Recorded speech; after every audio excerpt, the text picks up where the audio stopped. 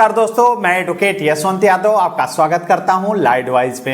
आज हम बात करेंगे, आज का विषय जो है बड़ा गंभीर विषय है।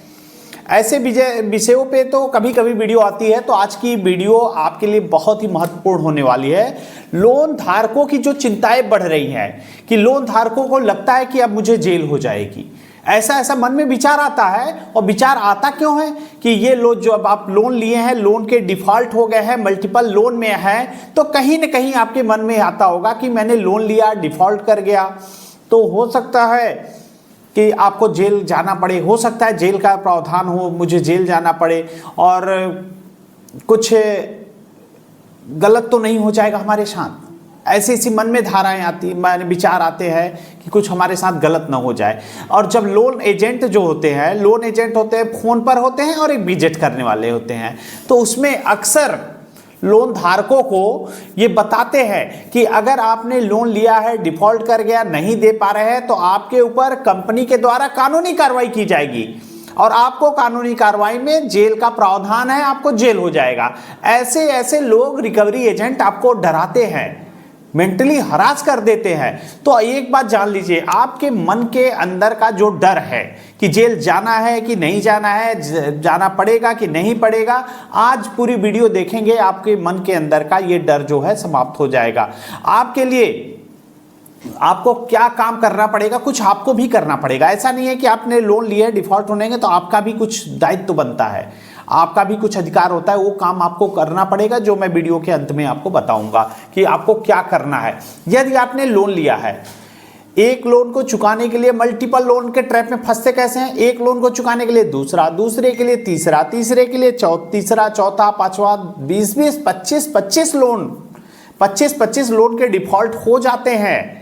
तो हो जाते हैं लोन के डिफॉल्ट। तो इसमें सबसे पहले एजेंट बताइए। एजेंट के तो 2 प्रकार होते हैं। अभी जो एजेंट होते हैं, एजेंट में भी प्रकार है। एक फोन पे आपको डर एक फर्जी रिकवरी एजेंट जो होते हैं, एक फोन वाले होते हैं, एक विजिट वाले होते हैं। तो अभी 2 प्रकार में से पहला काम ये फोन वाले, कॉल वाले, जो कॉल पे कॉल करते हैं, मल्टीपल कॉल, एक दिन में 50-50 कॉल करते हैं। आज इसके बारे पहले इस पे फोन कॉल वाले रिकवरी एजेंट, फोन कॉल वाले रिकवरी एजेंट एक दिन में 50-50 कॉल, 100-100 कॉल करते हैं। तो फोन उठाएं या न उठाएं से कोई फर्क नहीं पड़ता। एक दिन में 50 कॉल उठाना संभव नहीं है, मत उठाइए फोन। वैसे भी ट्रू कॉलर में पता चल जाता है ये रिकवरी एजेंट का फोन है, आप बिल्कुल इसको डिस्कनेक्ट करिए, ब्लॉक करिए या number not in phone book on कर लीजिए, जो करना है। अभी फोन पे बहुत ज़्यादातर ये आपके साथ हुआ होगा, और जिसके साथ मैं जो बताने जा रहा हूँ ये चीज़ हुआ है, वो कमेंट में जरूर बताएंगे, हाँ सर मेरे साथ भी ये घटना हुआ है। तो होता क्या है, कुछ कॉल आएगी आपके पास पहले पुलिस की, और पुलिस बन के बोलेंगे कि मैं जो बता देंगे कहीं साकेत थाने से बोल रहा हूं, या फिर दिल्ली के कोई भी कोर्ट का नाम, दिल्ली के किसी भी थाने का नाम बता देते हैं कि इस थाने से बोल रहा हूं, आपके नाम पे वारंट है, आपके नाम पे कंप्लेन किया गया है, और आपके नाम पे कंप्लेन होने के बाद एडवोकेट साहब ने आपके ऊपर 420, 406, जो कि अब धारा ही नहीं है, 316, 318 हो गई है, 420 और 406 में आपके ऊपर कानूनी कार्रवाई करने वाले हैं, आपके नाम पे एफआईआर दर्ज कराने वाले हैं। आपका जो भी मैटर है लोन का, आपको नंबर दे रहा है, आप एडवोकेट साहब से बात करके अपने लोन का जो भी हो प्रॉब्लम्स आधे घंटे में सॉर्ट आउट करके हमें फोन करके बताइए। ये काम रहेगा फर्जी पुलिस का। और सबसे अच्छी बात है, पुलिस का जब फोन आता है तो पीछे उसके पुलिस का सायरन वगैरह जो रहता है वो सब अब इतना माहौल क्रिएट कर लिए रहते हैं, वो होते नहीं है, फर्जी रिकवरी एजेंट होते हैं। तो ऐसा माहौल बना देते हैं कि आपको डर लगेगा। पुलिस के नाम से तो वैसे भी कुछ लोग बने, ज़्यादातर लोग होते हैं पुलिस के नाम से ही डर जाते हैं कि पुलिस का है, पुलिस का फोन आया है, तो ये आपको डराते हैं। तो पहले तो ये फर्जी पुलिस बन के आपको एक नंबर देंगे कि ये एडवोकेट का साहब का नंबर है, आप उनसे बात करिए और आधे घंटे में हमें पूरी सॉर्ट आउट करके हमें बताइए क्या करना है, मुझे एफआईआर दर्ज करे कि न करे, आपकी फाइल आई है, और एक फाइल नंबर भी देंगे।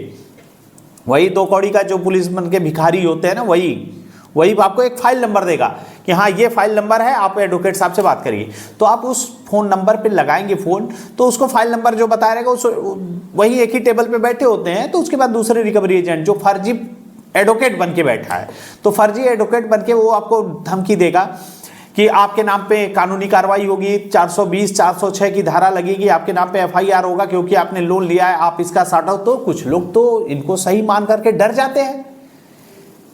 तो ऐसा फर्जी पुलिस और फर्जी एडवोकेट का कितने लोगों के पास फोन आया होगा, आप कमेंट्स बॉक्स में जरूर बताइए। क्योंकि देखिए, आपका बताना किसी और के लिए, जो नए लोग जुड़े हैं, कम से कम उनको तो पता चले कमेंट बॉक्स में कि हाँ रियल में ऐसा है, ये फर्जी पुलिस फर्जी एडवोकेट बनते हैं।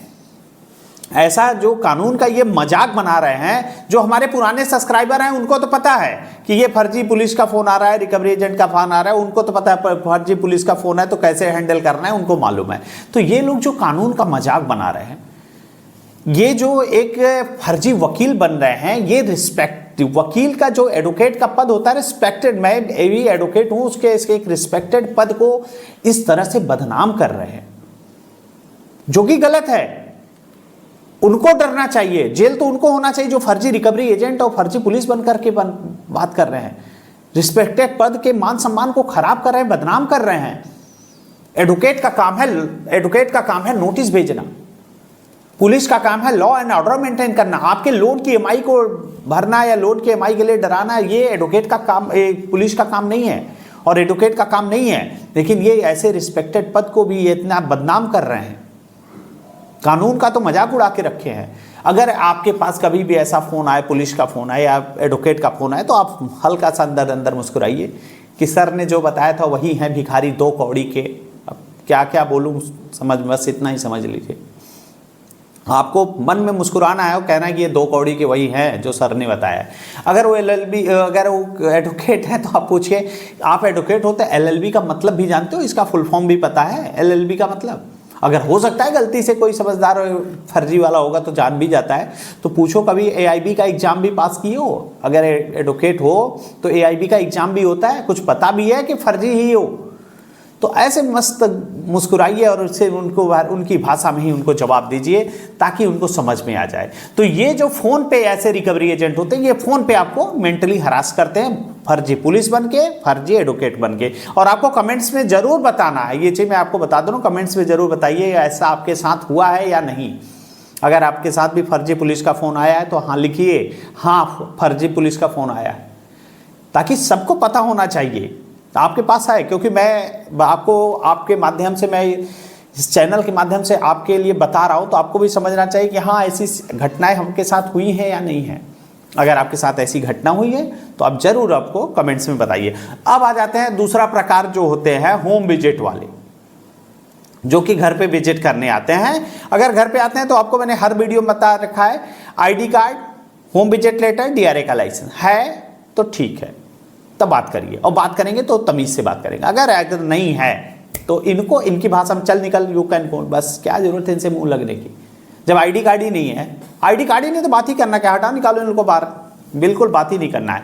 और ये आपको डराएंगे, ये आपको घर पे आएंगे कि आपने विजिट कर, आप नहीं देंगे, आज मैं पैसा लेके ही जाऊंगा, घर पे ही बैठा रहूंगा, ऐसी ऐसी बातें करते हैं। तो इनको, इनकी भाषा में ही जवाब दे दीजिए। और ज़्यादा बदतमीजी करे तो 112 नंबर फ़ोन करिए, पुलिस को बुलाइए और इनकी एफआईआर करिए, और फिर इनकी वीडियो रिकॉर्डिंग जरूर करिए, क्योंकि आपके पास प्रमाण होना जरूरी है। वीडियो रिकॉर्डिंग करिए, और वीडियो रिकॉर्डिंग करने के बाद आप अगर कोई होम विजिट करता है तो देखिए जेल का प्रावधान होता है कि नहीं, तो आपको मैं बता दूं कुछ केसेस में जेल का प्रावधान है।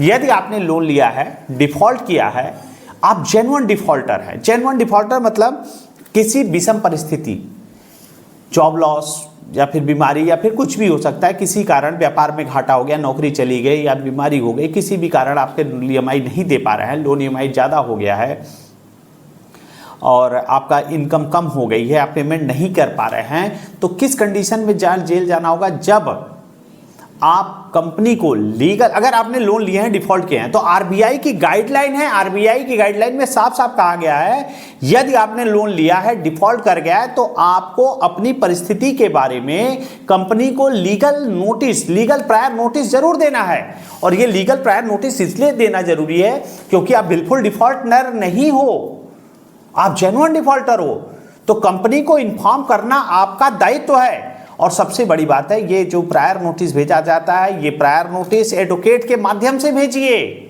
अपने खुद एडवोकेट मत बन जाइए। क्या जरूरी है, क्या लिखना है, क्या नहीं करना है, आप जो जिस चीज का एक्सपर्ट हो उसको काम करेंगे। आप किसी अपने लोकल एडवोकेट से या फिर हमारे माध्यम से आप लीगल प्रायर नोटिस कंपनी को दीजिए, क्योंकि आरबीआई की गाइडलाइन है। यदि आप नहीं देते हैं, आप जानबूझ के भागते हैं, नोटिस का जवाब नहीं देते हैं, तो इसका मतलब होता है आप कहीं ना कहीं बिलफुल डिफॉल्टर की श्रेणी में आ रहे हैं। माने आपकी नीयत नहीं है, तो बिलफुल डिफॉल्टर की श्रेणी में आपके नाम पे एफआईआर भी हो सकता है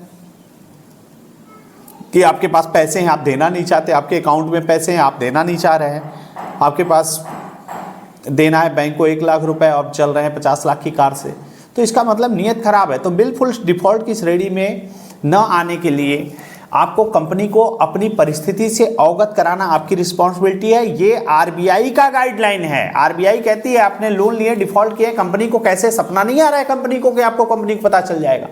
तो कभी भी लीगल प्रायर नोटिस जरिए रजिस्टर्ड पोस्ट एडवोकेट के माध्यम से, एडवोकेट के स्टैंप पे उनकी मोहर होनी चाहिए, स्टैंप होना चाहिए, नाम होना चाहिए, डिग्नेशन होना चाहिए, रजिस्ट्रेशन नंबर होना चाहिए, उसके बाद कंपनी को दे दीजिए, ताकि कंपनी उसको रिकॉर्ड पे रखना उनकी मजबूरी हो जाए। कंपनी को रिकॉर्ड पे रखना क्यों? क्योंकि जरिए रजिस्टर्ड डाक से गया है, उसकी ट्रैकिंग आईडी निकाल के आप उनको दे दीजिए कि मैंने अपनी परिस्थिति के बारे में आपको इन्फॉर्म किया है। तो कभी भी कंपनी को लीगल प्रायर नोटिस जरूर दे दीजिए। यदि आपने लोन लिया है, चाहे वो डिफॉल्ट हो चुके हैं या डिफॉल्ट होने वाले हैं या डिफॉल्ट हो रहे हैं, किसी भी परिस्थिति में कोई भी परिस्थिति ऐसी आती है तो आपको किसी एक्सपर्ट एडवोकेट के माध्यम से जो लोन से संबंधित हो उनसे पास जाकर के या फिर आप हमारे माध्यम से कंपनी को लीगल प्रायर नोटिस दीजिए। नहीं तो बिल्कुल डिफॉल्ट की श्रेणी में आप आ सकते हैं, तो उस कंडीशन में जेल का भी प्रावधान है। तो आपको कंपनी को अवगत कराने के लिए, कंपनी को इन्फॉर्म करने के लिए लीगल प्रायर नोटिस जरिए रजिस्टर्ड डाक, जरिए एडवोकेट के माध्यम से आप जरूर दीजिए। और कोई भी दिक्कत हो और उसके बाद नोटिस देने के बाद कोई भी नोटिस आते हो, रिकॉल हो, डिमांड हो, आर्बिट्रेज कोई भी हो, नोटिस का जवाब देते जाइए। और कभी भी कोई दिक्कत हो, समस्या हो, परेशानी हो, हमारा नंबर है, आप हमसे संपर्क कर सकते हैं। मैं अपनी बातों को यहीं समाप्त करता हूँ। जय हिंद, जय भारत, नमस्कार।